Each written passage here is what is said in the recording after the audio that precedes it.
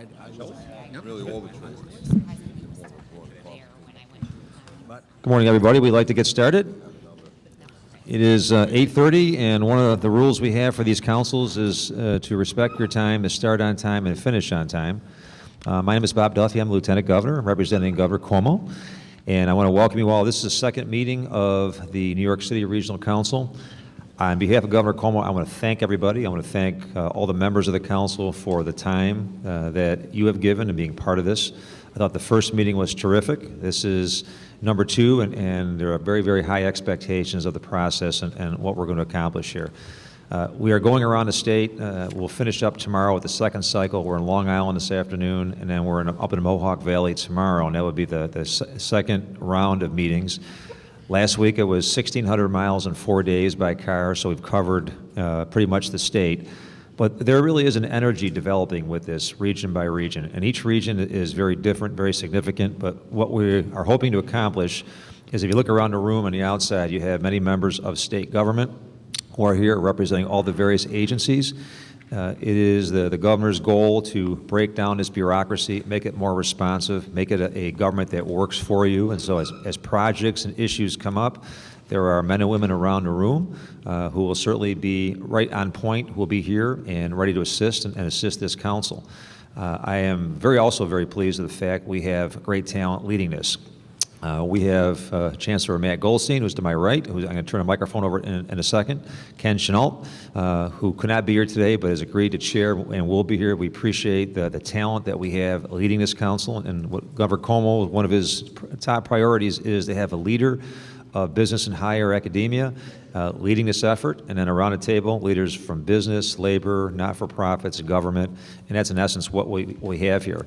But Chancellor Goldstein has done an extraordinary job in his role at CUNY. We are honored to have him here, and the second meeting is where the state steps back.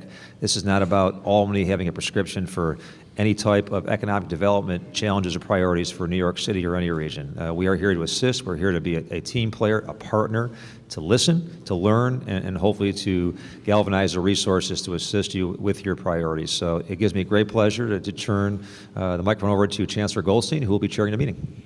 Thank you very much, Mr. Lieutenant Governor, and thank you and again the Governor for the inspiration behind this important set of activities. I think at the end of this process, the state will be in a very different place than it has been in a very long time, and we're certainly very pleased to participate.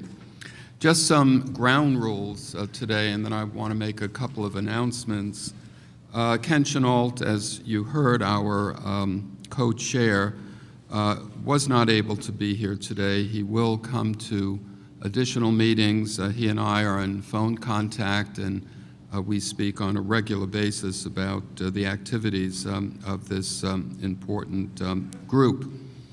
At about 8:50 today, for about 15 minutes, we'll hear from Irene Baker of the Governor's Office discussing the consolidated funding application, which I spoke to briefly at our first meeting, as did the Lieutenant Governor. This is going to be the portal that all activity is going to flow through, and from there, where the dollars are to support worthy projects will be funded, but we'll hear more about that. We will also hear from two of the chairs of two of the working groups that we formed earlier that evolved from some of the very spirited discussion that we had at our last meeting.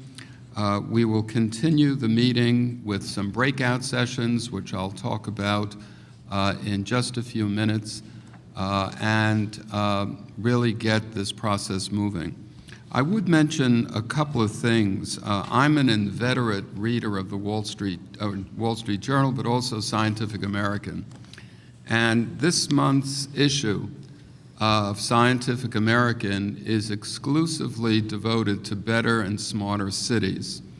I really, for those of you who are interested in what it is that we're doing, and I assume all of you are, This is a very good read. Ideas were popping as I read all of the articles this weekend. There's a very nice piece also by Mayor Bloomberg, who, as you know, along with Deputy Mayor Steele, are moving ahead with trying to encourage universities to take seriously the effort of bringing in a first-class institution focused on applied science and engineering. And I will, indicate the importance of this kind of activity in economic development. In reading the Scientific American, Massachusetts Institute of Technology, which is one of the great institutions in the United States focused on basic science, engineering, and applied science, they have, over the years, spun off companies as a result of the intellectual capital that was attracted to MIT through their students, through their faculty. And if you go over the landscape of companies that have evolved from the work of businesses and professors and smart students and entrepreneurs, there is about $2 trillion of capital formation that evolved from that particular collaboration. And in the piece by the mayor in Scientific American this week, that is about the GDP of Brazil. So it shows you the power of what Governor Cuomo and Lieutenant Governor Duffy are hoping to do here in New York State with really a fresh, innovative, forward-thinking, and bold sense of purpose in developing new ideas and new initiatives to spur economic development in the state of New York. So I think this is a lot of work for a lot of you, but at the end of the day, the amount of opportunity costs that we will pay for not doing this is quite enormous. So I thank all of you again for taking time out of your schedules to participate in this particular event. At this particular time, I'd like to turn the microphone over to Irene Baker, who you've met at our last meeting. She is going to discuss the consolidated funding application. She'll speak just for a few minutes and really wants to engage the community here through taking any questions. Later in the meeting, we will have an opportunity to hear from our public that are seated in the galleries behind, and all of you will have an opportunity to participate in the work of our working groups that will be reporting out, commenting, asking questions, and we look forward to that. So Irene, let's start with you. Terrific. Can everybody hear me, or should I take this out of here? I just don't want to turn my back on everybody behind me. I just wanted to spend a few minutes, and really just a few minutes, talking about the consolidated funding application, which is the new approach that the governor and state government is going to take to economic development funding going forward. So I know everybody's very, very focused on the next 3 months, as they well should be, because that's how we're going to develop our strategic plans. But ultimately, the change that the governor is making is really meant to last beyond this process, as are the regional councils. So I think one of the things that the CFA really serves as an important message about the way that the governor is changing the way government works. So in late July at a cabinet meeting, the governor talked a little bit about phase 1 being the budget process, the legislative session, and that we were moving on to phase 2 and really changing the way that state government works going forward. And that means changing the way that the agencies are organized and the way that we do our funding applications so that state government is responsive to its customers, meaning the businesses and the people of the state of New York. So really, the regional councils and the consolidated funding application are the first real step in the right direction for this. So the regional councils, first of all, bring to bear all of the talent and all of the resources of the agency folks you see sitting around the room here. We've got agencies from DEC to EDC, ESDC. We've got agencies from across the spectrum who have really anything to to do with economic development. And they are here as resources to this council and to the members of the public who are participating in the process. The consolidated funding application really is a completely new approach to economic development. And there's two numbers that I think everybody's heard thrown around. One is the $200 million that the governor announced both in the State of the State and in the budget process. And then there is the $1 billion, which incorporates the $200 million that the governor announced in late July in connection with the consolidated funding application. Now, I just want to kind of talk a little bit about those two pots of money that we're talking about and how the regional councils are actually going to have a role to play in all of this. So the $200 million, it's in the guidebook that was published when the councils were launched, is actually in connection, that is the $130 million in capital funding and the $70 million in Excelsior tax credits that's associated exclusively with the region's strategic plans. So these regional councils across the state, New York City, are going to put together a strategic plan. At the end of the strategic planning process, a strategic plan review committee is going to be reviewing their strategic plans, ranking and scoring them, and then based on those scores, the top 4 plans, the top 4 regions, will receive $40 million, $25 million of the capital funding and $15 million in Excelsior tax credits. The remaining 40 will be shared amongst the remaining 6. So that basically that breakdown has not yet been determined, but that process, everybody will get something, but obviously the top 4 scoring plans will get the lion's share of the $200 million. That said, so when you submit your strategic plan, there's going to be, your vision, your plan, your implementation strategy. Also associated with your plans are going to be priority projects. So to help drive this process, what the governor did was identify $1 billion in funding, including the $200 million, that's going to be part of a consolidated funding application. Now, just to be clear, this money already existed. These are 17 programs in 9 agencies that have actually committed to changing the way that they allow folks to apply for their funds. So basically what we did is we took all the agencies, put them in a room, and had them look at their applications. We basically sat down with spreadsheets and said, we're going to look at your applications and see what fields do you really need, what fields are common, and what can we eliminate. So basically all 17 programs, they still exist, the timelines still exist, we're trying to work through all the details, but again, this is a work in progress, so some of the details are a little sketchy, and they will become clearer as we get closer to announcing the actual solicitation. But really what we've done is we've said, agencies are you're no longer going to have to file separate applications for 17 different programs, 9 different agencies. You as a project sponsor no longer have to say, well, I need HCR funding, or I need EFC funding, or I need canal money. You still, to qualify for canal money, have to be in the canal corridor. You still, for Excelsior tax credits, have to be within a particular industry and create a certain number of jobs over a certain period of time. But the application process, you no longer need to know going into it what funds you qualify for. You just need to apply by project type. And on the back end, it's the state that looks at, after you answer some threshold questions, whether or not you actually qualify for the funds. So in actuality, you may go into it saying, well, I know I qualify for HCR funding because I'm building affordable housing. But what you may not know is if your building has an energy efficiency component or is on a local waterfront, that you may actually qualify for NYSERDA or Department of State funding. We're no longer saying you have to submit 3 applications. We're saying you submit 1, and on the back end, the state is actually going to be able to determine what funding you're eligible for. So that's a new approach that we're taking. So the role that the councils are going to play, and this is going forward, so this doesn't mean when the council process ends, the CFA goes away.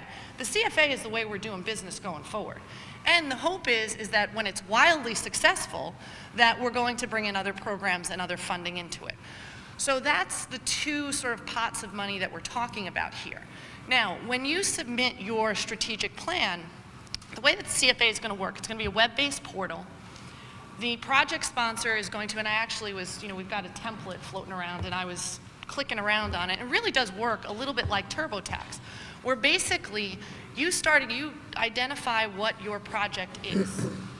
It then says to you, you may qualify for these funds, these types of funding, and you then start the application. you start answering a series of threshold questions. And as those threshold questions, it becomes clear you qualify for the funds, it drops you into that part of the application. So you're only completing the part of the application that's relevant to your project. Everything else sort of goes away. And so once that application is filed, the regional councils are going to have an opportunity to review all of those applications. And as part of the scoring process that the agencies undertake in looking at the consolidated funding applications, it will take into account, and a percentage of the score that the project receives will be based on the endorsement of the regional council. And so one of the things I know the chancellor is going to talk about shortly is the guidelines that you're going to develop as a council to actually identify how you want to rank and score projects and what you view as the priorities. So the hope is to launch the CFA before the end of the month, that it'll have a period of time that the solicitation is open, applications can be received. That solicitation will close at some point. Once you've gotten, we expect that you'll have a draft plan, some sort of an outline of the plan by mid to late October, and about that time is when the applications will become due. You'll have the opportunity to review them based on the guidelines you've developed. You will lay out your priority projects, those that have been submitted, and that is how, when we ultimately make the funding decisions, so come November 14th, you're going to submit a plan, and you're going to submit a list of priority projects. Now, just to be clear, it could be CFA projects, but it also could not be, because remember, there are hundreds of programs and projects that exist out there that may qualify for state funding. The CFA is just a piece of it. The difference between the other funding and this is the regional councils have an official role in the review of those CFAs, and the hope is to expand that going forward. But any projects you identify, it can be for the programs that the CFA encompasses or not. So really it's up to this council to start going through your planning process, begin to identify projects that are priorities for this region. You will have the opportunity, in addition to projects you identify, to review any of the CFAs that are received by the state, rank them, so that they can then be scored by the agency, and the hope is come the end of the year when the governor not only announces the awarding of the $200 million and $40 million, of course, to New York City, it will also have the opportunity for the priority projects that you've identified. The hope is up to $1 billion, or the $800 million really, will then go to those projects that you've identified in the CFA. So that's really how the CFA process will work. The goal right now, in this first round, there are some timing issues with some of the programs. We're working to get them in line with the timeline of the CFA and the regional council process. Obviously, this first 6 months, there's a little bit of a hybrid. We're kind of a little bit of a square peg in a round hole, so there's some adjustments that have to be made. We don't want to hold up development funding, to fit within this process. We don't want people who would normally receive funding to have to wait, and we're trying our best to make sure that that does not happen. But ultimately, going forward, the timing really will be based on the regional council process. So that's I was supposed to be 5 minutes, I think it was more like 10, but that's the overview of the consolidated funding application, and really the importance for this membership. One is to realize that this is an ongoing process and a role that the regional councils will play long term. Two, that the projects that you identify as priorities, both through the CFA and otherwise, you're going to have a real opportunity to weigh in. And the way that the state actually funds projects going forward will be based on the decisions and the priorities of this council and of your plan. And so as you start thinking through the guidelines, which you're going to be developing, working with facilitators and some of the strategic planners, is really based on page 37 of the guidebook, which is like my little Bible. And actually that will help guide, as you look at projects, you want to look at how they kind of line up with your vision. So that's basically it. I'll take questions if folks have them about. Please, identify yourself.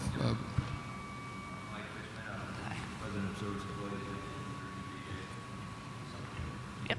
Yeah. Okay, so you talked about being able to rank the projects in a regional council plan, and you referred to a set of criteria. Are there a set of criteria to pick the projects? Do we develop those criteria? And are there a set of principles on the basis of which you decide which project you'd rank in the plan? So the way I would describe it as page 37 of the guidebook, which I know everybody's read from cover to cover, was it actually, and it's something that you may have, and if you don't, we can certainly get you a copy. Page 37 lays out the real principles. That's what I would call the principles upon which we're going to base your guidelines, but your guidelines are going to be, and they all refer back to the strategic plan. And then what I think the working group that you're going to pull together to help develop the guidelines will be more specific to New York City and what the priorities are for that. So in other words, those list of criteria, the vision, the strategies, the principles, that's really the overarching principles we want to look at. What we want this council to do is help make them more specific to New York City and what your priorities are as you start to develop your plan. Yes, and basically the overarching principles are, does it comport with the vision, does it comport with the strategies, does it help drive implementation, but there will be more specific criteria you develop as a membership that will help deal with the specific issues of New York City. You're welcome. Further questions? Irene, I think it's important to emphasize yet again, and I will be doing this when we form yet another working group, that we are, before we start talking about projects, what we want to be able to do is to talk about the strategy and criteria to identify these catalytic, these transformative projects. So that really has to happen first, and there will be a discussion that will take place today and certainly spill over to our next meeting. And I think that is critically important because those criteria that we believe will drive the kind of catalytic, transformative projects that we will ultimately put in play are really the critical piece of this, and we'll talk about that a little later. If I could just add, Irene is very modest about her role in this. She's been Hurricane Irene in the administration in terms of the bureaucracy, and I think what she's describing here with this funding mechanism really is reflective of what Governor Cuomo is trying to do in state government. It's one of those nuances you might not think about, but all these agencies have their own funding streams. The governor has amassed $1 billion in a very, very tight economic climate to make available for economic development projects. And this body here, you're going to be, as a body, you're an advisory body for the governor. You will be going through the projects when they're presented, and you will prioritize. I think as Chancellor just said, you will identify strategies, your principles, but the projects that we would be able to fund will come through this body for your recommendation, your priorities. But some of the changes that Irene mentioned, I just would ask that you have patience with this. This is a very new way of doing business in the state. It has not been done this way before, where it all goes through one application. There may be drop balls, there may be mistakes. We just ask you bring those to our attention so we could fix those. But it really goes in this theme. You know, Governor Cuomo is trying to change the way we operate, and I think this is one of those mechanisms where we want to be open for business. We want to be much more customer friendly, much more focused on one-stop shopping. And that, in essence, what this application has done. I just also want to recognize Dennis Meal, to my left, is the Vice Chair of Empire State Development, and he was brought in that role as charge of the Vice Chair of the board. He was brought in that role to bring much more of a private sector focus and people that have developed jobs, developed companies. That's what we're trying to do. So I just appreciate Irene's work, but this is really a monumental change that the governor has led in the way we are doing business, the way we are funding. Thank you. Anything further for Irene? Irene, thank you very much. That was a very comprehensive and lucid presentation, and we certainly thank you for that. All right, I'd like to now move into the next phase of this meeting. You all recall from our last meeting that we announced that we were quickly going to form 2 working groups initially, one having to do with a structure for public participation in these proceedings, and I feel very strongly about that. I know the governor feels very strongly, the lieutenant governor, I imagine all of you who are members of the council feel that in order to inform our work, it is incumbent upon us to reach deep into the communities that make up the city of New York. And today's meeting is a public meeting. The women and men in the galleries reflect their interest in participating, and we will get to the public in just a minute. But we did ask Jay Hershenson, our Senior Vice Chancellor for the City University of New York, along with Stephen Lemson with American Express, to chair a working group on public participation. We will hear from both Jay and Stephen in just a moment. I also want to indicate that after that presentation, we will hear from the two conveners of the second working group, which had to do with constructing a vision statement. What is it that the overarching principles, what are the overarching principles that we wish to adhere to and focus upon as this body moves forward? And Suri Deitch from the City University of New York, she is a dean, a university dean at the university, along with Stephen Lemson, took ownership for that particular working group, and they will talk about their recommendations, the deliberative processes that they went through, the people who participated, and so we'll get those two done. That should take us to about 10 o'clock. At that particular point, we're going to go into the next phase of our meetings, dealing with these catalytic transformative projects for which we need to develop criteria for. So without further ado, Jay, are you going to start your presentation? Good morning. Thank you, Lieutenant Governor Duffy, Chancellor Goldstein, and council members. You've all received the summary of the August 19th working group, co-chaired by Steve Lemson of American Express and myself, which included 25 attendees, of which 16 were regional council members or their designees, with everyone participating, everyone contributing, everyone enthusiastic about public participation. The working group reviewed the concise time frame for the preparation of the initial strategic plan so that our recommendations are practical, responsive, and realistic. I will present just the highlights of our recommendations. My colleague Steve Lemson will comment on the social media aspects of the public participation, outreach envisioned and underway.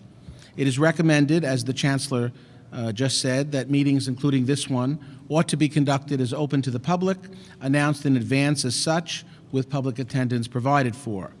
We have arranged for CUNY TV to videotape today's meeting, and we are working with Executive Director Joe Tazwell to subsequently post the videotape and arrange for opportunities for ongoing public comments through the website, which is currently nyworks.ny.gov. The Council is urged to reserve the right to go into executive session if need be. The working group should continue to be conducted on an invitational basis. The Public Participation Working Group strongly favors the inclusion of external resource persons, including persons from organizations involved with economic development, in the working groups. This is already underway, and this outreach provides yet another opportunity for public participation. The remaining meetings of the Council should be conducted in all of the boroughs. Those arrangements are already being made to follow this meeting, with the much appreciated help of the Borough President offices and our colleagues at CUNY campuses. As will be the case today, it is suggested that future meetings be conducted in a manner so that once the business of the council is completed in open session, a portion of the meeting should be made available for public comment, as the Chancellor indicated, utilizing appropriate sign-up procedures. This will help ensure that council members or their representatives are in attendance for public comments that are made in person. We also suggest that public comments be made through the website. Communications received should be summarized and circulated as well, and documents received should be posted along with the vision statement when it is adopted. CUNY has made arrangements today, working with the Executive Director and his staff, to provide a timekeeping system under the direction of the Council co-chairs. The working group suggested that the borough presidents be requested to elicit input from the elected officials in their respective boroughs on economic development proposals in the context of the work of the Regional Council, and that citywide offices should be contacted centrally. Important outreach on the part of the Council itself should include community boards, community and business and labor organizations, philanthropic groups, drawing on the lists available to both the staff of the Council and its members, as well as through the use of borough access stations. These initiatives will send a message of transparency and openness, while noting, and this is very important, that this is an evolving process, and the Council may wish to modify and expand its outreach further as resources become available and as the Council's work focuses further on its goals and objectives. Media interest was discussed, and it was noted that media inquiries should be directed to the Executive Director, who will be in touch with Elizabeth Mitchell so that there will be appropriate coordination with the Chamber. Permit me to now ask Steve Lemson to comment on the important social media aspects of our efforts to ensure public participation. Thank you. Let me just say briefly that we, in the working group, discussed the power of social media as a channel for input into this process, all through the process, through channels such as Facebook and Twitter, which we in the private sector use, I think, quite well, we think could be useful in this process. My understanding is that the Governor's Office has a set of parameters around which social media and other forms of media communications will be used. I would ask either Irene Baker or Elizabeth Mitchell if they could step to the microphone and discuss what those parameters are.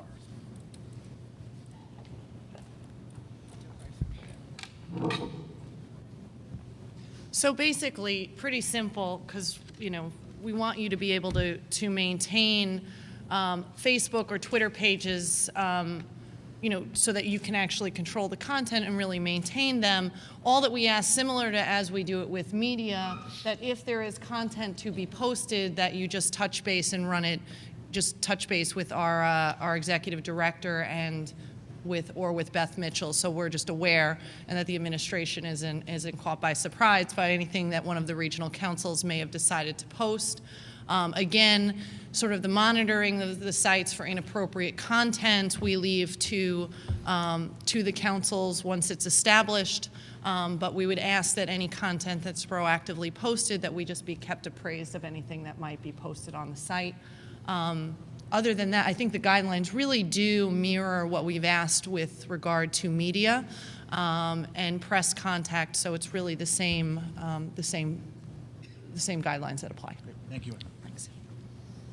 Jay, do we have scheduled meetings and in the other boroughs that, or where are we with that, and the locations, time, and so forth? Based on the recommendations of the working group and a lot of interest in holding the meetings in the boroughs at CUNY campuses, we are working with the executive director and our presidents to, where appropriate, host the meetings at CUNY campuses. And there are 4 scheduled meetings following this one, which gives us a great opportunity to do those meetings in all of the boroughs. Okay, so it's fair to say that the next 4 meetings will not take place on the island of Manhattan, but outside in the Bronx, Staten Island, Queens, and Brooklyn. That is correct. Okay, great. Any members of the council want to opine on what you just heard from both Jay and Steve? Any suggestions, alterations to some of the recommendations and observations? Great, thank you very much. Now let's turn to our reports of our second working group. Steve Lemson is going to be joined by Suri Deitch. All of you should have in front of you a draft statement, the draft vision statement. And the way that I view this as in any piece of paper that we generate is that it's an iterative process. And we will continue to iterate, pardon me for the mathematical metaphors, but we'll continue to iterate until we converge on something that all of us are very happy with. So with that, we do have an initial vision statement that went through 2 iterations with Suri and Stephen and Kathy Wild. And with that, I will turn it over to the 2 of them. Thank you, Lieutenant Governor, Chancellor, members of the council. You have in your briefing books a summary of the meeting that the working group on the vision statement held on the 18th last week with the members participating in that meeting. I will not reiterate what's in that document other than to say that it was a very lively discussion, as you can infer from the summary, and as you would expect for the process of creating as important a document as this will be. I was very pleased to be joined by Suri in the process. She will walk you through kind of the nature of that conversation. Just to reiterate what the Chancellor said, the documents you have are not final by any means, and we are looking for continued input to further refine them and improve them. And that process will be ongoing, although we hope to have a vision statement completed and approved by the Council in short order. Thank you. Suri? Thank you. Excuse me. Good morning. So as Steve said, we had a very lively discussion. We were grateful to be joined by so many members of the council and their representatives and a couple of outside people as well. And the document that you have in front of you, as the Chancellor pointed out, is the second iteration of a draft. You received a first iteration of the draft yesterday afternoon.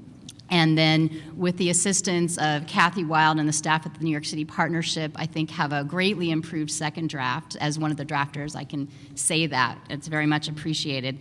So I will not read through the document, but basically point out the highlights for you.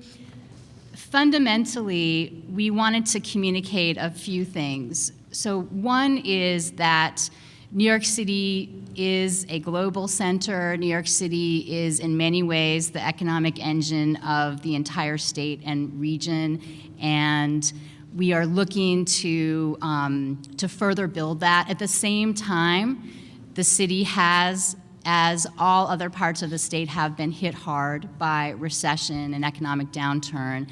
And as the document points out, have an unemployment rate that exceeds the statewide average, and also individuals and populations and neighborhoods that were particularly hit hard by recession, in addition to the fact of foreign competition. And so what we're looking to do with this vision statement and with the process is strengthen the city's fundamentals, which are quite strong, further develop and bring greater opportunity to individuals and populations and parts of the city that could benefit from that, and then overall reinforce the city's economic strength to the benefit of all. And it's not by accident that the draft makes some of these points a few times.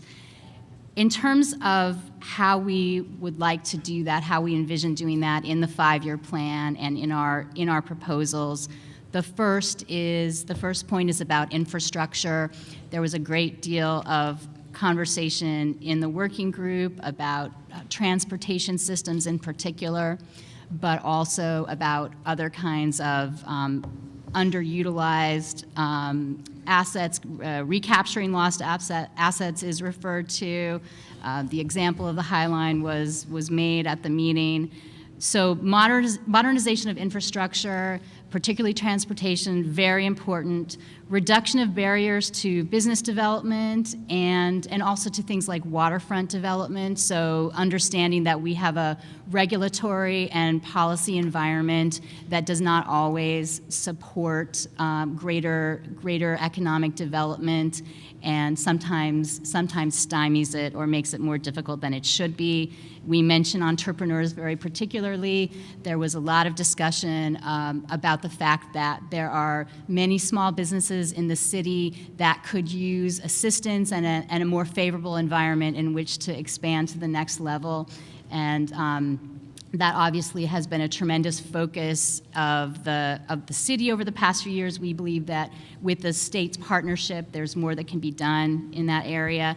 And then finally, we talk a little bit about human capital and what that means. You know, obviously, education is very important there.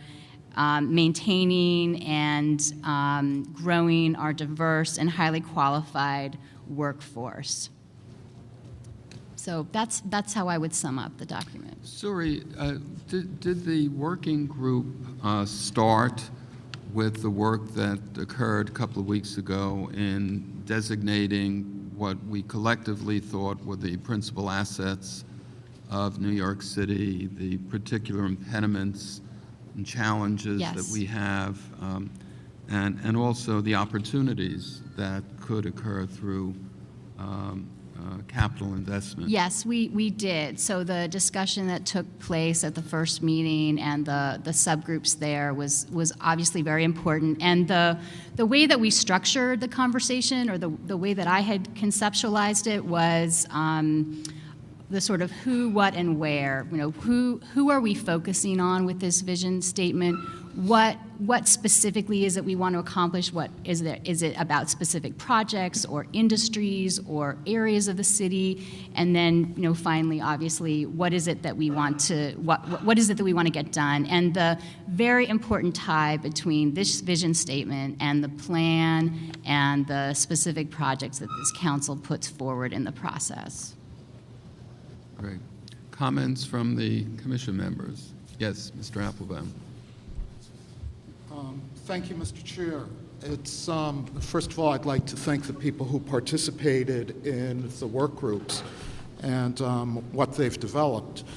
I have a couple of comments. One is just a question about process. I'm a little confused by the process, and I want to get some clarification. And then I also have a comment about the substance of the vision statement itself. I take it that the work group met and prepared the document that we received prior to this meeting. The vision statement that came to us prior to this meeting was something that resulted from the work group. But you say there is a second reiteration of a vision statement which we're receiving for the first time today. And I wanted to know why there is a second reiteration and whether or not the work group has reviewed that second reiteration and whether or not they had left thinking that the first iteration was what we were going to be dealing with today. Let me see if I can respond to that. You're correct, and I said it earlier, that there has been now 2 iterations, and I believe there will be more because I have some comments that I would like to see incorporated into the vision statement that's not there right now. So I think this is going to continue until we are all comfortable. The committee did meet. They produced a document that looks something like you're looking at today. I was not in contact with Kathy Wild directly, although I did get CC'd on a communication that she had written to some members of the working group suggesting that this was a great start, but that she thought we could put even more beef in the vision statement. So I wouldn't say these are two different vision statements. I would say it's a process of continuing improving. And I think after today, this document is going to change as well. So we will continue to do that and obviously work with the working group to use, in my words, converging on a statement that we think continuously improves. Chancellor, if I may add to that Yeah. as well. So the group that met on last week did not itself develop a vision statement that was sent out to you, and some of that is just it's hard to write a coherent document with 25 people in the room, and many divergent opinions. We did a summary of the meeting, which was sent to you as well yesterday afternoon, and reflects, what the staff's view of what was an accurate summary of the discussion at the meeting. And then staff also prepared, based on that discussion, the first draft or first iteration of the vision statement that was sent out yesterday. And then, as the Chancellor points out, there's a second one as well, and there will be more. Well, if I could just encourage people who participate in the work groups that if they are going to send comments to some members of the work group, it might be useful for all members of the work group to receive those communications so that we can all be on the same page and better be able to participate in this process. If I could go to the substantive comment, and I think there are a lot of good things in this vision statement, but I would like to see just a little bit more focus on the people whom we're trying to serve through economic development. And I'd suggest that we add something to the section on human capital, because I believe that job creation without concern for job quality or standards is an outdated aim of economic development. I think we've come to realize that poverty wage jobs for the sake of jobs are too costly for the workers, the community, and the public. And that what happens is that the working poor are not able to contribute as much to the circle of spending income with local businesses when they are the working poor. And what's even worse than that is when people fall below the poverty level, workers need to turn to public welfare systems to supplement the low wages that are paid to them.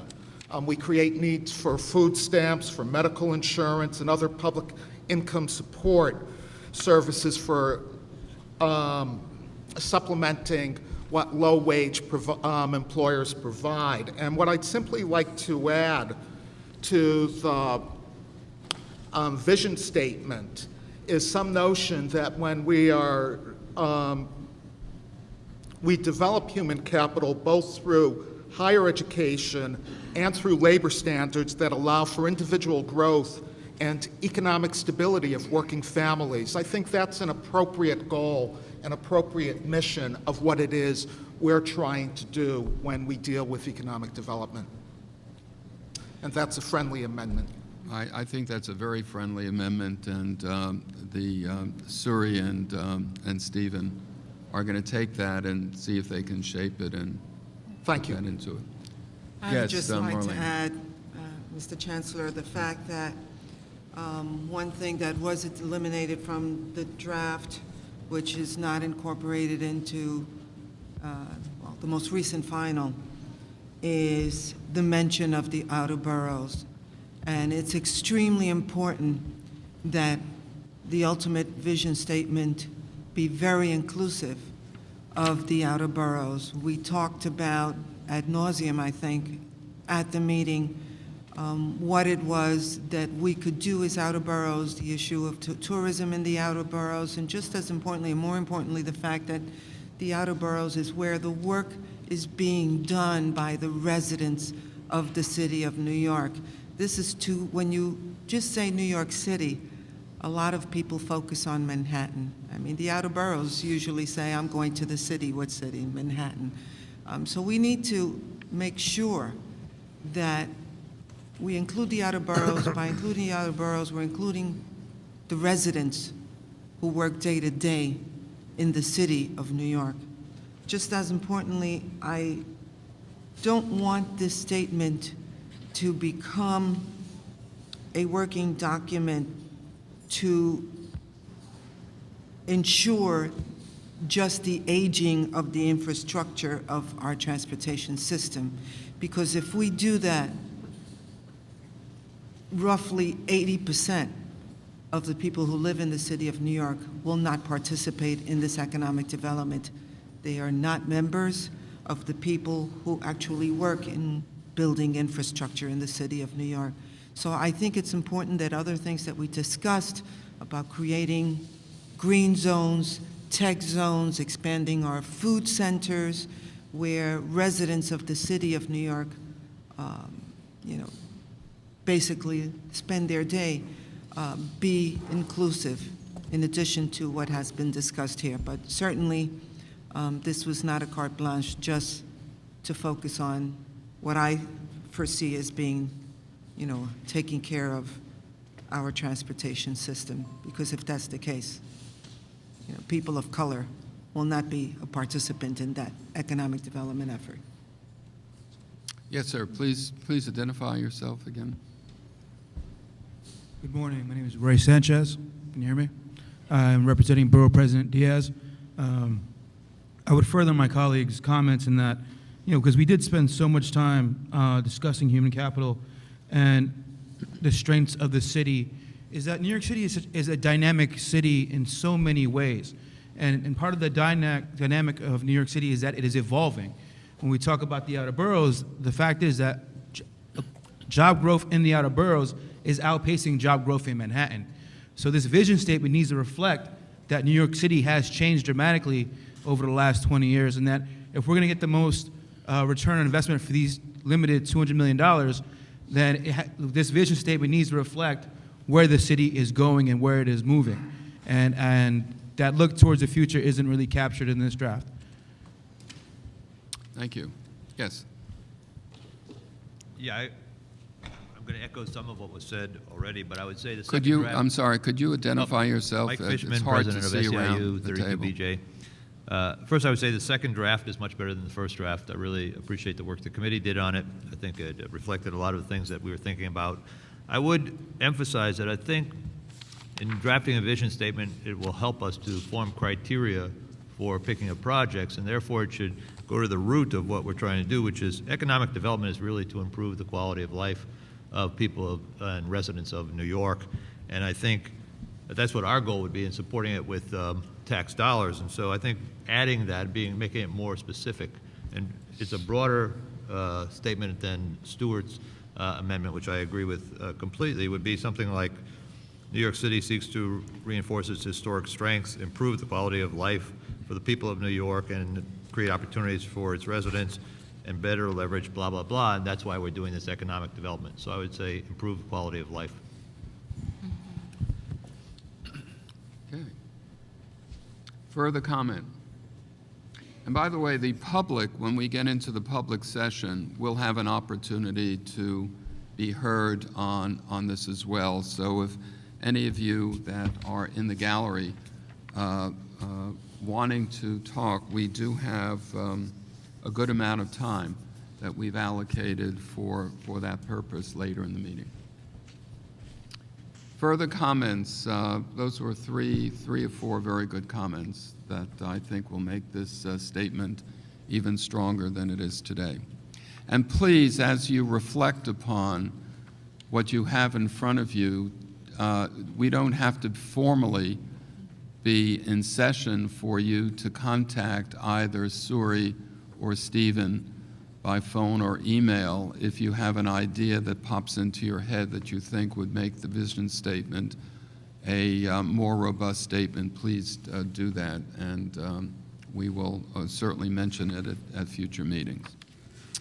Anything else on either the working group on the vision statement or the working group on public participation? Anything further? All right, well, this is great. We're ahead of schedule, which is always a good place to be. So let me let me turn it over. Do you want to say something? Let me get into what I think is going to be a critical discussion that we are about to embark upon. And that is what I mentioned earlier in the meeting, the developing criteria to identify projects, and we could use elliptical language like catalytic or transformational. We do need to find projects that really will have, if funded, have a significant impact in the goals that this commission, this council has laid out for itself. So I think what we are about to embark upon is the precursor for what would constitute the underpinnings of very strong, innovative, catalytic, changing projects that many of us have been anxious to see. But again, before we actually suggest the projects, I think we have to take a step back and talk about principles that would drive those particular projects before we actually speak on those projects. We're going to have 3 facilitators to help us go through this important exercise. First is Curtis Cravens of the New York State DOS, Dr. Howard Apson of the City University of New York, who handles all of risk management for the university, and Marion Phillips of ESD. The 3 of them will be leading a discussion for developing the criteria that I've just mentioned. Joe Taswell informs me that on your nameplates, someplace on your nameplate is designated a color code. And is that right, correct. Joe? Yes. And we are going to ask you to look at the code. What are the 2 colors, Joe? The 2 colors are red and green. So therefore, we have 2 groups that you will be bifurcated into. If you have a green dot, follow, where do the green dot people go? The green Joe? dot, folks can go to the room to my right, here on the far end, and the red dot people can go into this room here. Okay. The public attendees participate in a facilitated session related to critical issues. And by the way, for those of you in the public, we do have a questionnaire that will be passed around that we would ask you to respond to, because I think it would help our work as well. Let us reconvene back here at approximately 10:30. So we have a good hour, and if you need an hour, fine. But let's take some time to really reflect on these, because this is a critical element in the work that is going to come forth. So without further ado, let's break up now into these 2 groups. We will reconvene at 10:30 and then hear the results of that deliberation.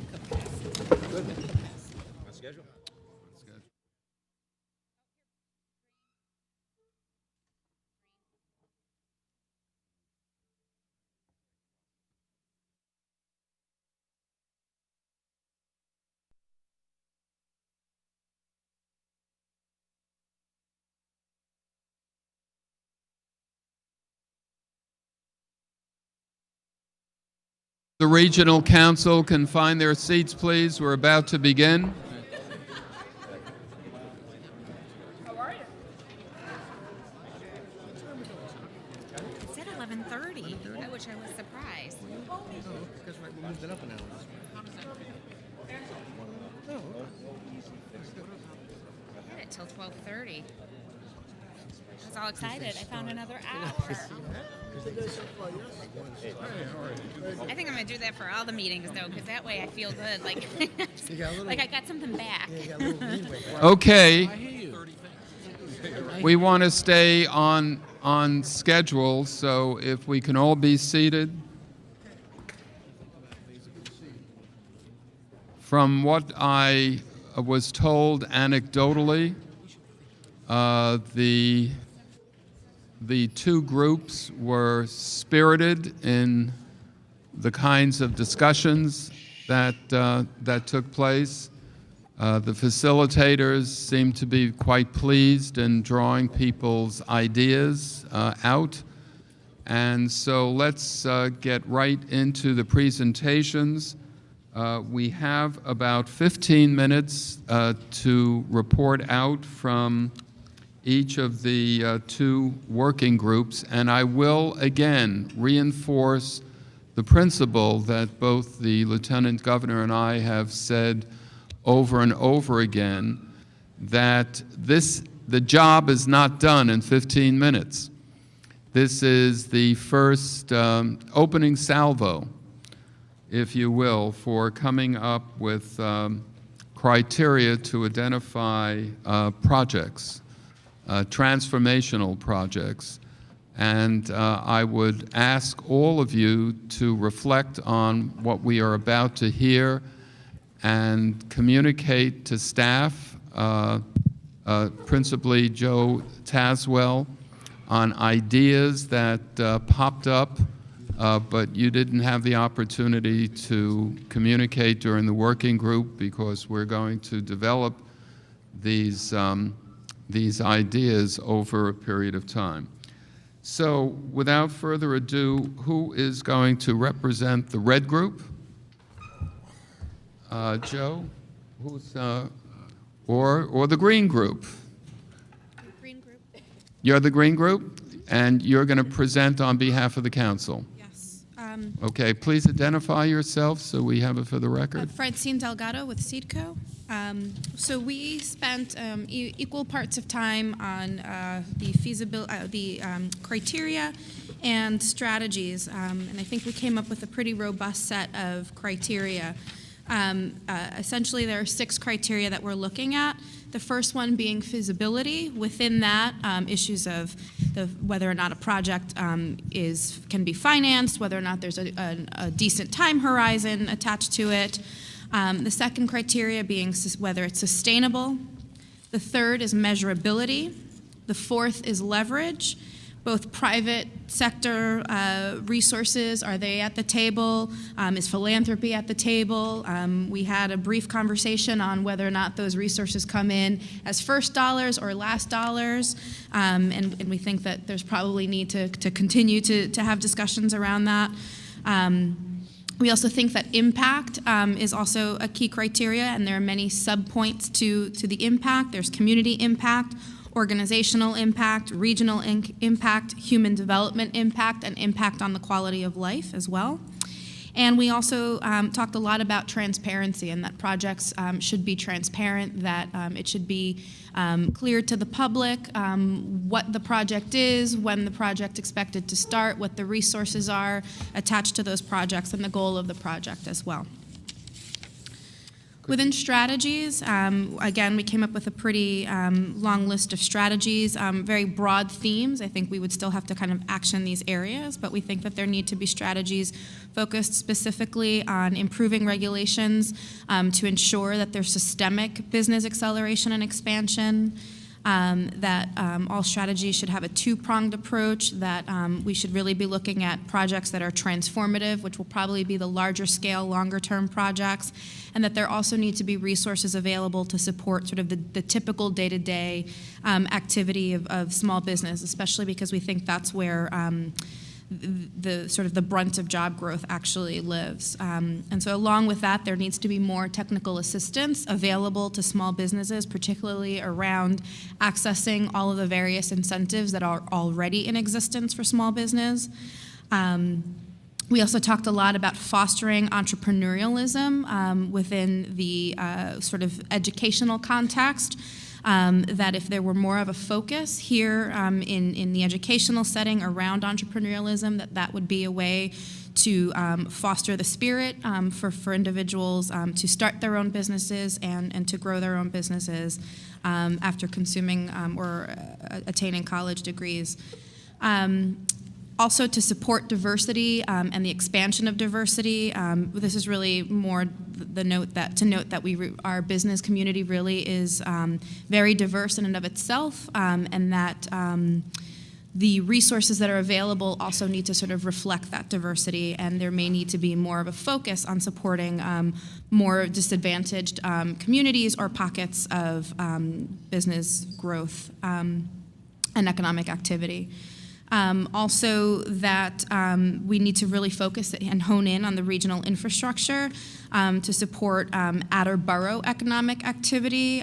We talked a lot about how obviously the current infrastructure here in the city is really designed to support folks and business growth in Manhattan specifically, and that we need to really kind of start looking outward as well. And so we thought about some specific work groups that may be formed to kind of support more of the strategies.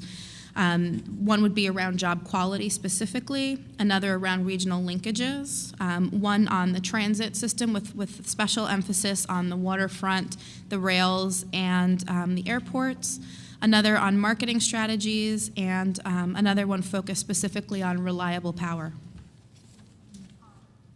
I don't know if I missed anything, if anyone wants to add. Anybody else from that group want to add to that very comprehensive report? Very nicely done. Could you delineate the 3 working groups that you were recommending? So there are actually more than 3. There are more than 3. Okay. There's one specifically on job quality. Right. Another one focused specifically on regional linkages. Another specifically on the transit system, or really the transportation system, waterfront, with emphasis on waterfront, rail, and the airports. Another on developing marketing strategies. So there was significant discussion around creating a marketing campaign for the city, circa I Love New York. And another on reliable power, another work group focused specifically on that piece of infrastructure. And I'm sorry, I missed one. There was also one on education. Okay, thank you very much. Any comments on what you heard so far before we go to the next report? Okay, who's going to do the next report? Howard Aspen. Okay, Howard? Thank you. I'm Howard Aspen. I was one of the 2 facilitators of the other group with Marion Phillips. And I have to say that I concur. It was a very comprehensive report that we got from the first group. So I'll just try to highlight a few points that we discussed that were a little different, or maybe emphasized a few different issues. The first is that while we also discussed timelines and financial resources and implementation issues, we discussed the importance of putting everything on the table, even if we weren't sure of of some of the immediate resources that might be available, just to make sure that we were getting a comprehensive set of proposals. The other item that came up is one of the criteria that we looked at was the ability to create long-term jobs and to retain long-term jobs and to sustain them, and that generated a lot of discussion, because the overall goal is to generate as much economic activity here in New York State, and so we really emphasize that. Another point that I think is worth highlighting is innovation. A number of the members suggested that innovation really should get a couple of extra brownie points, if you will, because we're trying to think outside of the box on many of these issues as well. And the last item was that is different from what we just heard is the notion that sometimes even routine activities that we haven't looked at to promote routine economic development might be transformational, and we should be looking at some of those issues and trying to balance the two. And I think I covered, I didn't want to go over the same ground that our first reporter did, so I think I covered the different things that we discussed. Thank you, Howard. Yes, Stuart. We did make one additional point in light of what I said this morning. We did note about the long-term jobs, that we should ensure that they're good long-term jobs, although we didn't have any discussion over what good means. Okay. Further comments on either of those two reports, both of them rather comprehensive. So let me, before we get into the public, let me just go over some ground rules. We will ask our executive director, Joe Tazewell, to be in constant touch with all of you. I think certainly we're going to need some work groups from these discussions. Joe, I'd like to minimize the number of work groups rather than diffuse this because I think you'll have less energy coming out. So if we could take 2 or 3 work groups perhaps that came out of the essential discussion and ask Joe to work with staff and the rest of you to come up with some ideas for work groups. We'll get that started very, very quickly. And Joe will report back to me and to Ken Chenault and certainly to the Lieutenant Governor about who has volunteered to participate in each of those. We do have yet another work group that is independent of the process that we've just discussed, and that resulted from the discussion we had earlier today with Irene Baker, who talked with us about the CFA. And we will invite members to participate in a CFA endorsement standards work group that she discussed as well. So if I had to guess, I would say, Joe, we really ought to be shooting for about 3 work groups. I don't think if we did more than that, I think it would be a little less productive. We will report out from those work groups at our next meeting. And very soon, as a result of the criteria and the strategies that will be forthcoming from the initial discussions today, we will start the process of thinking of projects that would evolve from this. Now, one of the things that I want to make clear, and I think all of you understand this, that individual interests, individuals' interests connected with organizations will get to the front of the line here in terms of jockeying for position. The end of the day, the beauty of this process that the governor and the lieutenant governor have so ably designed is that the politics of this is going to be minimized because we are going to be reflecting on the metrics that we are developing, and those metrics, which will lead to scoring systems, will be the things that we will be reflecting upon as those projects that we will be advancing.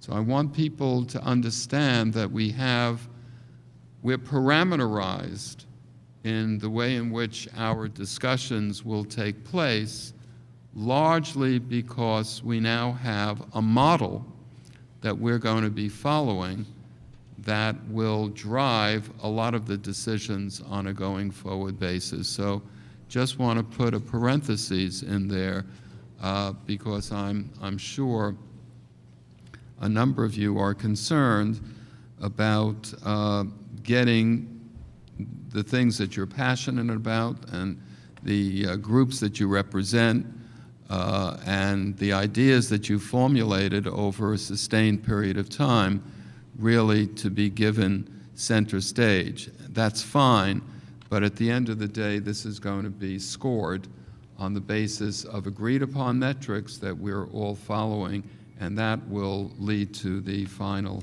determination. Okay, so Joe, I leave it to you to work with the members of the council in getting these working groups. Ken Chenault and I are meeting in the next couple of days. We'll go over this so he is brought up to speed on the discussions, and as I said earlier, he will be joining us at some future meeting. All right, we are at the point, right on time, to hear input from the public.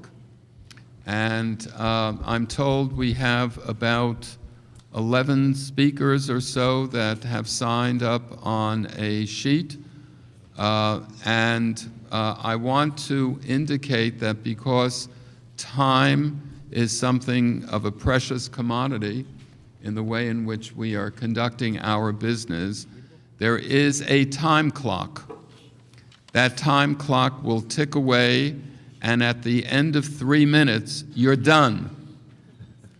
And if you're not done, find a phrase or a sentence to finish, and we certainly will accept written statements if you can't get this done. So go to the podium, identify yourself. The first person I have is Arthur Rosenfield. Is Arthur Rosenfield here? Okay, Mr. Rosenfeld. Thank you, sir. Good morning, Chancellor, Lieutenant Governor. Good morning to my colleague, Carol Consueto, who is the president of the Queens Chamber of Commerce, and also Melvin Miller, my friend who is with our Queensborough President's Office. My name is Arthur Rosenfield. I operate our LIC on the internet, which is a service for the Long Island City community, very local, and also have, I'm in the process of founding a Chamber of Commerce for Long Island City, Dutch Kills, and Astoria. I have regular contact with the business community and the residential community. I'm a resident of Long Island City. I've been a resident of New York City for about 12 years, 15 years, excuse me. I wanted to address a couple of topics, one being innovation, and a second to share some experiences that have to do with innovation. One thing that is very important to all business people is doing things at a lower cost. And that, to me, is a very important part of innovation, finding ways to do things at a lower cost. Get it done, meet the objective, and do it at the lowest possible cost. I think that's a very important thing for this commission to be thinking about. Not just the strategic ways of accomplishing objectives, but accomplishing things at the lowest possible cost. And I just want to share a couple of examples. My Chamber of Commerce, actually, the one that is being formed for Long Island City, is an outgrowth of some of the things that I've been trying to do in Long Island City at a lower cost. We formed last year something called a Ladders Summit after meeting with the Foundling and learning about some of the things that the Foundling has to do with tutoring students who are falling behind in school. I brought together LaGuardia Community College, the Queens Library, and IRTA, which is a very important organization in Long Island City, to find ways to have the manpower from the school, the students become mentors in a tutoring process with the Queens Library system. Very important way to address the need to tutor children. On the business side, We began looking at the Long Island City community as we have a community which went from 6,000 to what will be about 20,000 people as a result of 20 years of development. So we now have a community that has a lot of hotels and a lot of restaurants, and we established something called the Long Island City Tourism Project, and I founded the Long Island City Travel and Tourism Council. And we're very interested in using the community as a model for local market development to show how a neighborhood can thrive by paying attention to things like its existing resources. And tourism being a great way to build revenue for the community and for the city. I'm focusing on that. That's becoming part of the Mr. Chamber of Rosenfeld, your Commerce. time is up. You want to finish up, please? Thank you. I just want to say thank you. Do we have a buzzer that goes off on this? Or am I the buzzer? I will be the buzzer. Okay, our next speaker represents the Hispanic Information and Telecommunications Network. Is it Jose Luis? Yes. I'm sorry? Could I just ask a question? Yes, please. Do you want us to ask questions of the public, or should we just listen and... I think we ought to just listen at this particular point in time. I want to make sure that I get through all of the speakers in the time that we have. So our representatives from the Hispanic Information and Telecommunications Network is not with us? Mr. Chancellor. He left, okay. It may be helpful to the people who are speaking to give them maybe let them know when they hit the 30-second mark. Yeah, okay. The clock doesn't seem to be working as... It will work now? Thank you. The Lord works in mysterious ways, but I'm glad it's working now. Sadie McKeon from the community. I'm having trouble reading the script of your sign-ins, but is a Sadie McKeon here?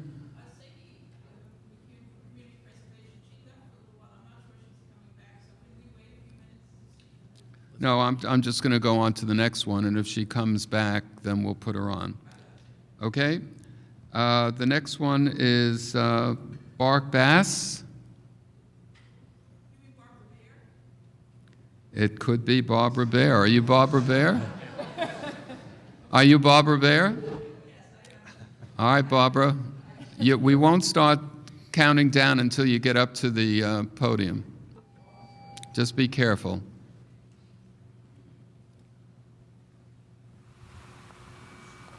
So, good morning, and I'll speak for Sadie and myself. Barbara Bear, Community Preservation Corporation. We do affordable housing. I know some of you. I congratulate you. I think these regional councils are going to be fabulous. And I just want to pick up on one of the speakers, which is that, you know, we need to think out of the box, but we have to remember what's in the box. And I just want to point out to you that affordable housing is really economic development. And I hope when you think about economic development, you'll think about affordable housing. I noticed in the vision statement, it's really not mentioned. And affordable housing is jobs.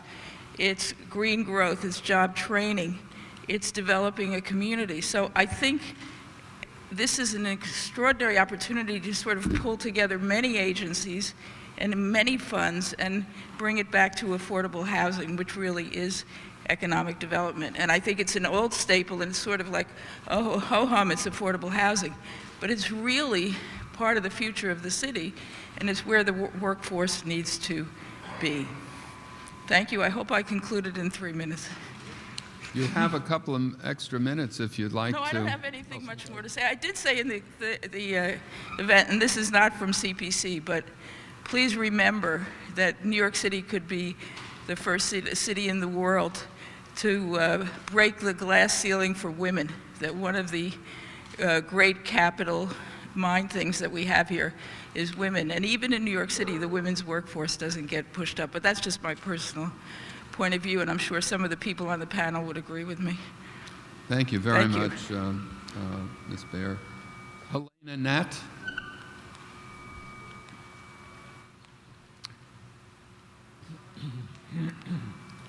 Hi, Helena Nat. I'm the Executive Director with the Greater New York Chamber of Commerce. I, first of all, would like to thank you for having this open forum. I think it's very important to get the feedback of the business community. I have brought up to a couple of people my concerns that I'm hearing from, I have a database of over 20,000 different businesses that we reach out to on a daily basis. And their concerns that come back to me is job creation, access to money. And my question to you is how we can get money to the small businesses. The major corporations have the resources, the medium-sized companies have the resources, but the small businesses don't have the resources to go and hire an attorney, to meet with a banker, fill out applications. My suggestion is to work with the Department of Labor. The Department of Labor has a lot of people that are unemployed.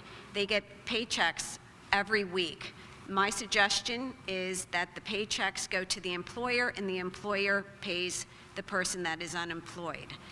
The way that that works is that the person will still receive, the unemployed person still receives the paycheck. The employer is investing back into his or her own company that generates revenue, and it stimulates the economic development for the city, the metro area, and hopefully national and international. So I just wanted to bring that out, and hopefully someone will get back to me on my suggestion. Thank you very much for your time.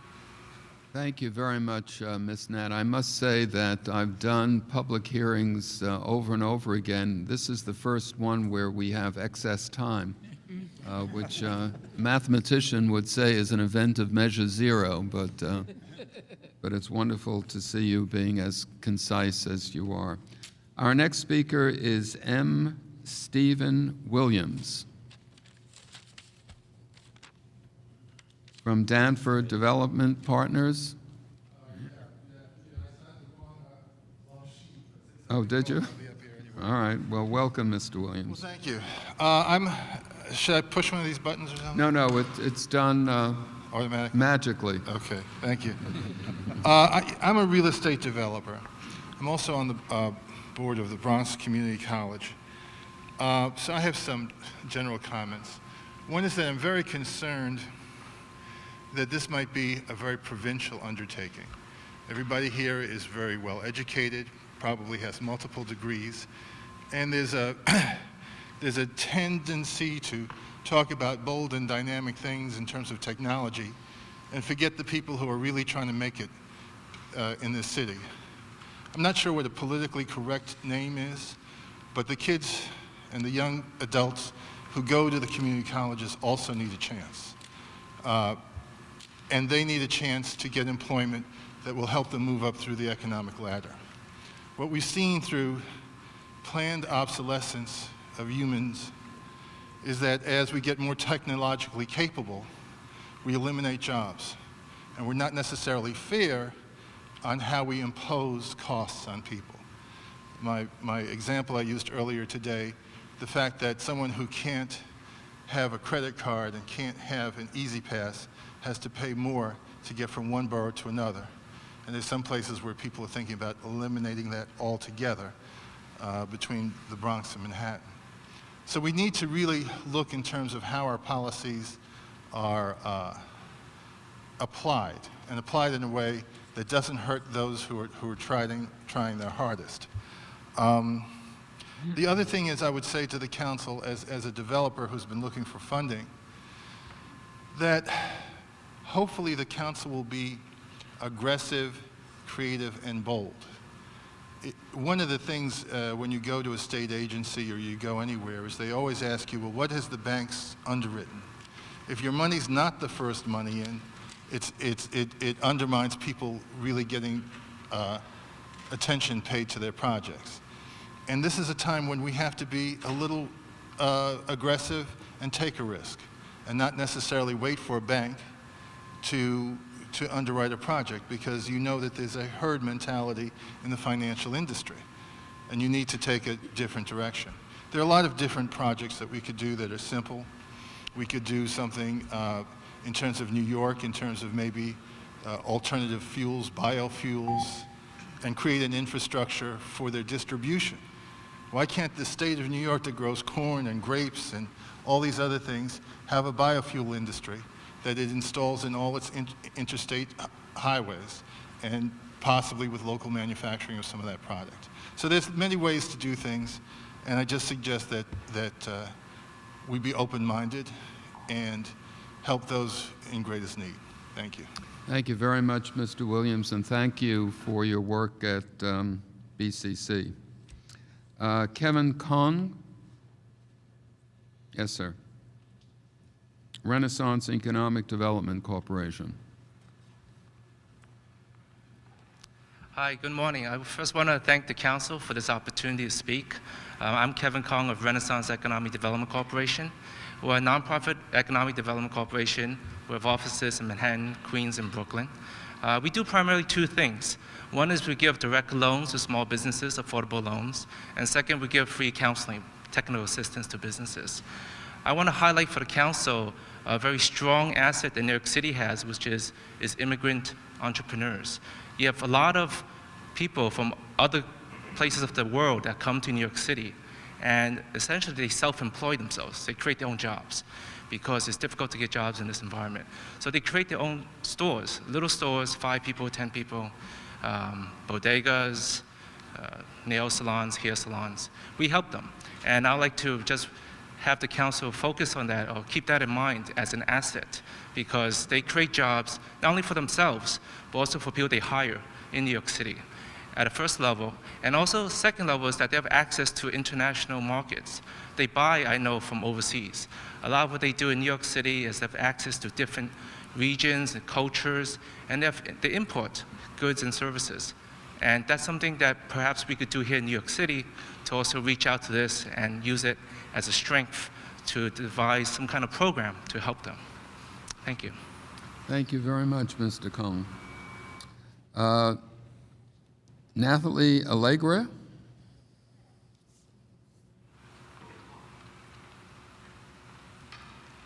Hi, how are you? My name is Natalie Allegre. I'm with Align, the Alliance for Greater New York. We're a labor community coalition building organization whose mission is to create good jobs, vibrant communities, and an accountable democracy for all New Yorkers. We're very pleased to see that job quality has made it into this part of the discussions.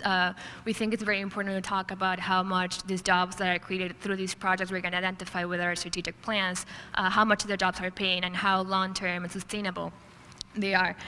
We believe first and foremost that economic development should be about creating quality jobs and also real economic opportunities for New Yorkers and their families, especially for New Yorkers who are currently struggling under the economic crisis. And that should also be the way by which we measure performance of our strategic plans and how we measure the return on our investment of public dollars. I also wanted to bring to your attention a particular project already happening or being talked about in New York City. One of the challenges we identified at our public working group when we did a facilitated discussion was that we in New York City have a very aging public infrastructure. But at the same time, one of the opportunities we identified was we should grow the green manufacturing sectors. Green manufacturing is a sector that can potentially increase the number of high-skilled, good-paying jobs that really rebuild the middle class at the same time that we tackle some really important environmental problems that we have in the state and in the world, really. So right now, we serve as the convener of the Blue-Green Apollo Alliance, and we've been working with a cohort of other community, labor, and environmental groups to think about how we can make the Brooklyn Navy Yards a hub for green manufacturing, green transportation manufacturing in our state. So making rail, subway cars, things like that that really, create good paying jobs at the same time that we strengthen our public infrastructure in the city. So we really encourage you to look at a particular project. I have more information all over. I think there's a couple of us here that can bring you more information about this particular initiative. Thank you. Thank you, Ms. Allegre. Peter Pontier?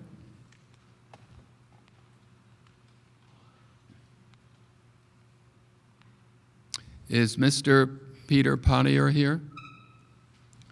Justin Hugh.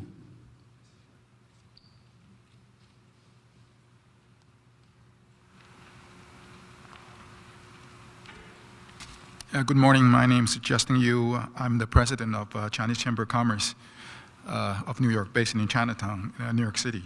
Our chairperson, David Louis, was here earlier as well. I'm here talking about my community, New York City, Chinatown, the economic reality we're facing every day. And Chinatown has suffered from job losses, not only from the destruction of the World Trade Center, but also the collapsing of the garment industry of New York City. The garment industry of New York City, Chinatown used to employ 20,000 to 30,000 government employees. However, the garment industry is gone. You know, it's very strange. New York City is still the fashion capital of the world, but they no longer have any garment factories. On the top of that, thousands of people used to work in the World Trade Center no longer come to Chinatown to lunch, dine, and shops any longer. In addition of the problem we are having now, the close of the main street from Chinatown to municipal area, which is called Park Road. They really cut off Chinatown from the World Trade Center area. It seems any economic development plan for the lower Manhattan, the Chinatown has been excluded. We are not included any plan of the World Trade Center area economic development. So what our hope and vision is to reposition ourselves in Chinatown, to reconnect it, not only with the ground zero, but also become the bridge of builder to the Far East, to help guide the millions of visitors which were coming from Asia to come to United States. There's a category of immigration regulation called the EB-5, which encourage the foreign entrepreneur to invest in the United States. However, it seems not too fair to New York City. If you invest in New York City, you need $1 million. But if you invested money somewhere in Philadelphia, you need only $500,000. We have many investors that like to come to Chinatown to invest, but they need $1 million. So if we can change some of the immigration resolution, I think New York City will receive much more investment from the entrepreneurs. Thank you very much. Thank you very much, Mr. Hugh. We'll hear now from Hope Cohen from the Regional Planning Association.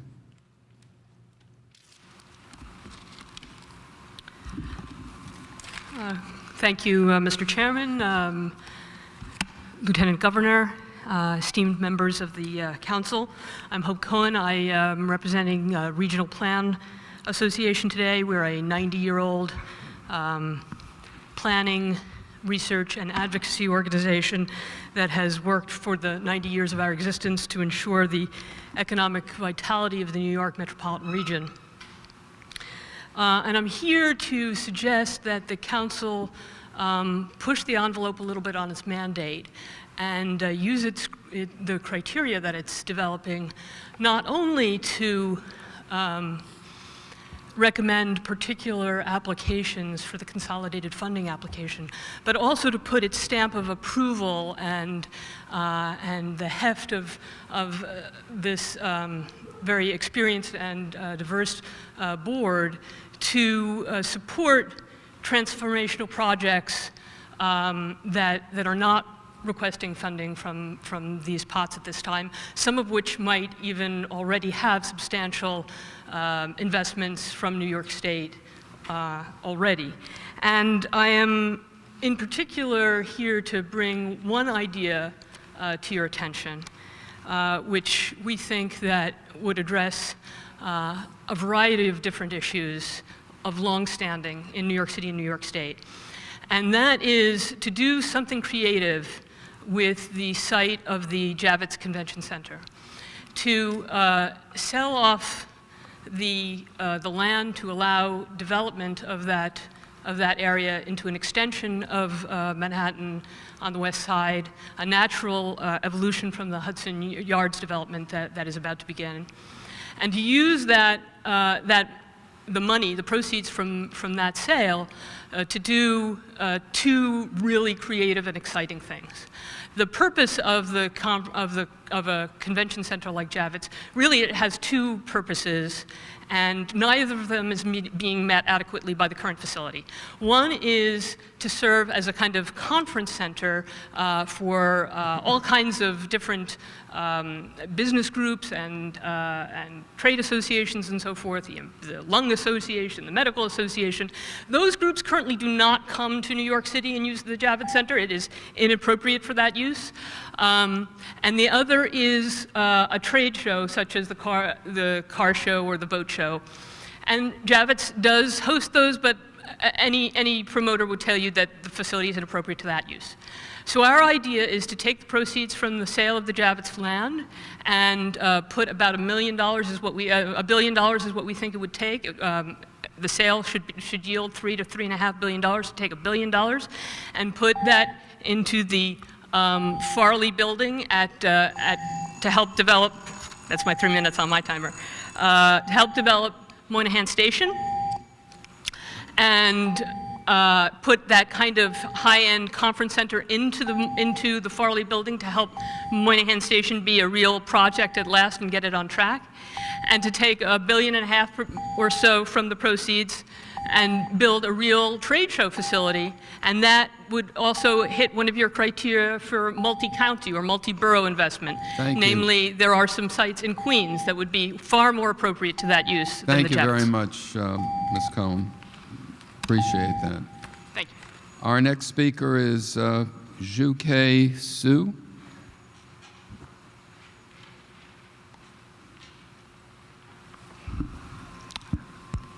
Hi, how are you doing? My name is Zhu-Kei Su. I'm from a nonprofit organization. I'm the founder of a nonprofit organization called Coalition for Queens. Today I'd like to speak about the Mayor's Applied Science Initiative and how it is potentially transformative for New York City's economy. And I urge the council to consider either supporting or expanding upon this initiative.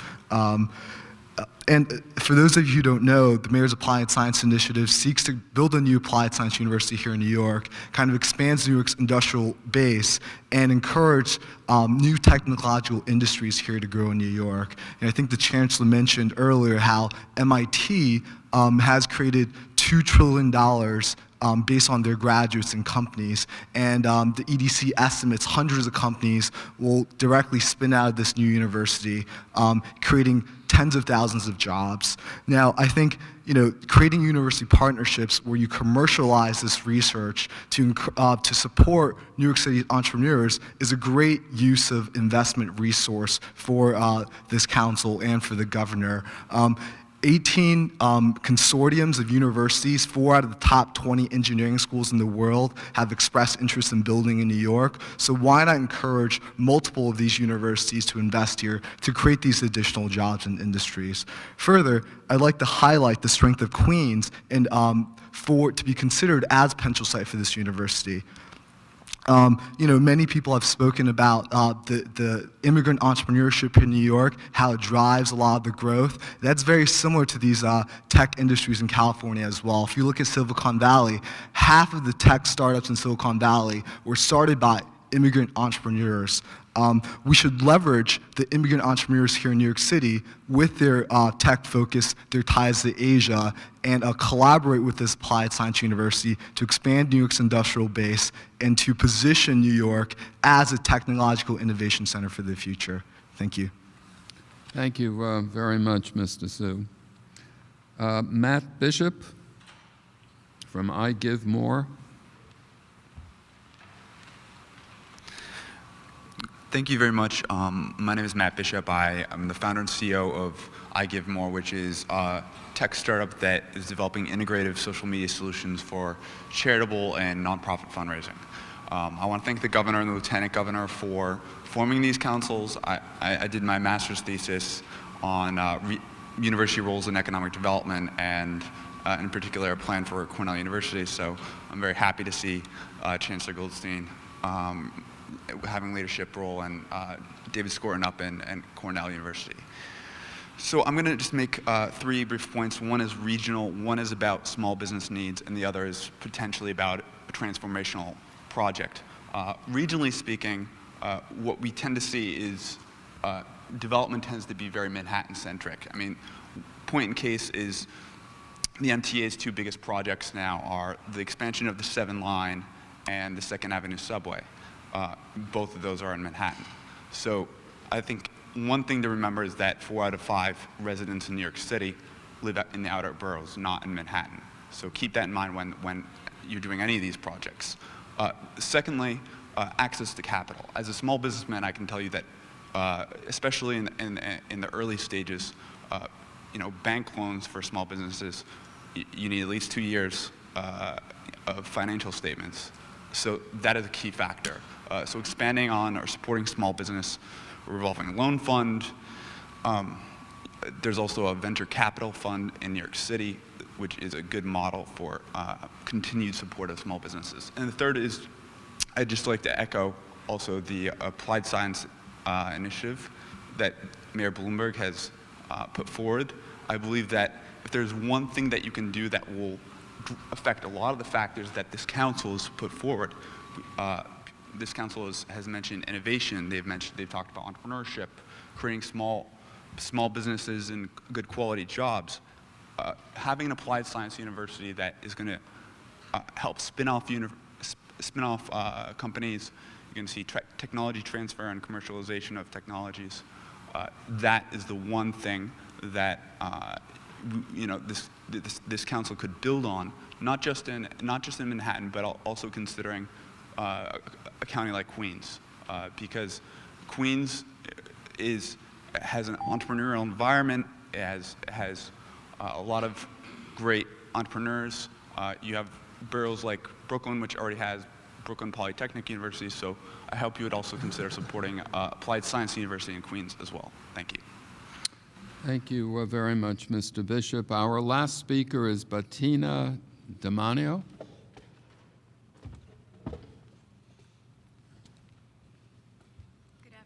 Bettina Damiani, and I direct Good Jobs New York. We keep track of how New York City allocates economic development dollars, and more specifically, we watchdog the New York City Industrial Development Agency. So very quickly, 3 things I want to mention based off of our work and experience with the New York City IDA is transparency. The New York City IDA has really set the stage on how we make economic development projects more transparent. There's still lots of work to do, but there have been basic standards and a step already set up through the New York City IDA. I encourage your working groups and all of you here today to learn more about them. I don't want to spend too much time about them right now, but they have produced more public participation in the decision-making process, and I think that is a very key part here to win the trust and the hearts and minds of New Yorkers. We have to make sure we're engaged in the beginning, and also in the long-term accountability, making sure that we have a better sense of what kinds of jobs are being created and for how long. The other is due diligence. One of the big issues we have with some of the economic development projects in New York City is that these projects didn't need our tax dollars to move forward, but instead had huge investments on behalf of New Yorkers without a guarantee that people that really needed jobs in New York City had access to them. And also just want to reinforce, there's great conversation happening here today about job standards. I want to reinforce that this is a key component to making sure that our tax dollars are invested wisely. Thank you very much. More information about the standards that change are on our website, goodjobsny.org. Thank you very much. Thank you very much, and I thank the public for being here, and we look forward to seeing you in a more expansive numbers of people opining and reacting to some of the very good work that I envisage this council will continue to do. That ends the formal agenda this morning. I want to thank all of you for participating.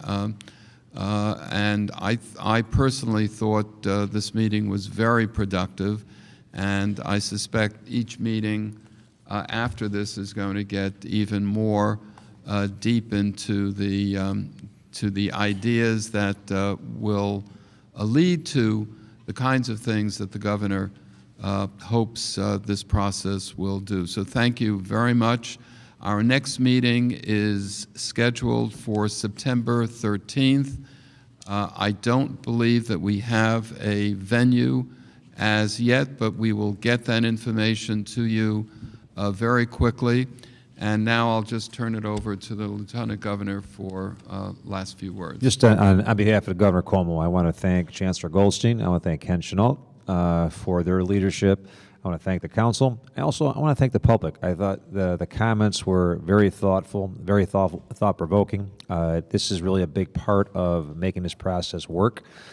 So I just appreciate you taking your time and coming out and letting us have a chance to listen to you. In closing, what I'd like to ask is this. You are finishing up the second meeting. There's a lot of work to do. I think you're off to a fabulous start. ESDC, their role here, I'm going to recognize Peter Davidson, who's to my right, who's from ESDC, one of the leaders, and Joe Taswell. We're going to put a little pressure on Joe and all the ESDC regional directors, because what I'd like to ask all the council members is that any issues relative to state government, impediments, if there are things that you're dealing with right now, challenges, Joe is going to be our triage person. All the regional directors and all the councils will be the point person. He, in turn, can interact with all the agencies through Irene and others, but can just give you a one-stop shop here with the work that he does. And then we could, if we have things that pop up, and we've had a number of issues pop up at other councils, they've really been very helpful in terms of just trying to run through and fix it. So we're asking you, and it may be something that is in the pipeline right now. It may be something that it just is perhaps a persistent headache for members of the council or the public. Joe is in a perfect position to take that from you. We could actually put up his cell phone and home number 24 hours a day. You can call him. But we just would ask you to call him, and he will, in turn, just connect with other agencies and get back. And really what the governor wants is the state agencies, all of us, to be here to support you. The men and women I mentioned before that are on the outside of the chairs and the tables here, work in the various agencies and state government. Our job is to facilitate as best we can, to help, to support you. You have great leadership in Matt and Ken and the people around the table, and I hope that what I'm seeing in the first two meetings, you just continue the path. This is terrific, and I think, as the Vice Chancellor Jay said earlier, I think one of the greatest success stories is not only what you're going to build here in New York City through some of the decisions that you make and priorities, but some of the opportunities that you can connect with other regions around the state that will keep jobs in New York, grow jobs, keep our kids here when they graduate from these great universities. And we're trying to create this sense of synergy. And I'll just close by saying leadership matters. Leadership on this panel with the Chancellor and Ken, leadership in the state. I say first of all, the most beautiful state in the union. We have the best governor in the country, and somebody who gets it. And I think this is part of a manifestation of what he sees in terms of how we change this state. Pulling together, working together, knocking down some of these impediments, and putting people to work. So looking forward to seeing you in the next meeting. Have a great Labor Day, and thanks so much for coming.